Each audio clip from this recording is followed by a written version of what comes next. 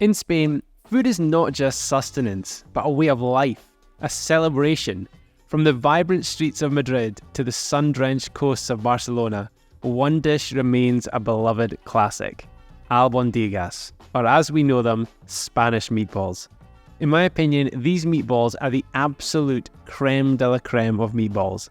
They are so juicy, rich, smoky, packed with flavour, and I would be happy to eat them every single day. Hey folks, I'm nutritionist Scott Bapty and welcome back to my Food for Fitness kitchen. Now I'm going to level with you. I have come up with hundreds of recipes over the last 10 years, and this recipe for Spanish meatballs constantly makes my own top 3 recipes of all time. Now I absolutely love Spanish meatballs, and I also know that in YouTube cooking videos and cookery programs, whatever the recipe that's being made is always purported to be the best recipe you'll ever make.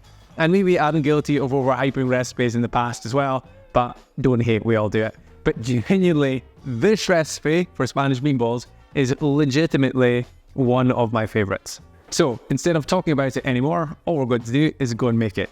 This is how you make Spanish meatballs. One of the biggest mistakes people make when doing homemade burgers or meatballs is to not to fry the onion before they use it in the mixture. So we're not going to do that. You're going to fry off half an onion along with some capers and then your garlic until the onion's softened and starts to turn a nice golden brown colour. Now capers are a weird one. You've probably not used them that often in cooking. To be honest, neither have I, but they just add this really interesting sweet flavour. Then you're going to add the cooked mixture to 500 grams of pork mince along with reduced fat chorizo, some oregano and some paprika. Then you're going to add 80 grams of breadcrumbs. It's not really a filler, it's more to just, it keeps the moisture in, along with some parsley and some low-fat cheddar. And finally, again, just for the moisture, you're going to add in 1 egg. Now you could add different herbs and spices if you so wish, but this combo that I've told you I think is the best one for it. Then just get your hands stuck in and get all nicely combined. At this point in the video, it would also be fantastic if you could hit that like button. It really does help me with the growth of the channel.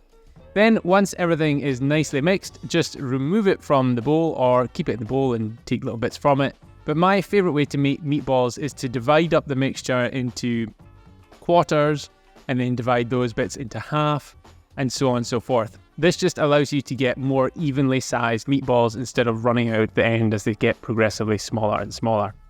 I'm making these about squash ball shape. Traditionally, Spanish meatballs would be served a bit smaller than this because they're included as tapas. But I'm going to have them with a main meal. Then you're going to heat your frying pan on a low heat with some oil and cook those for about 15 minutes on a nice gentle, shallow fry. Then add 500 grams of a tomato-based pasta sauce. You could make your own, but I'm just using from a jar. And then I'm going to heat that up for about 5 minutes until the meatballs are definitely cooked all the way through. The sauces start to thicken and it's just smelling and looking delicious. Then all you need to do is plate it up, garnish with some green, and get stuck in.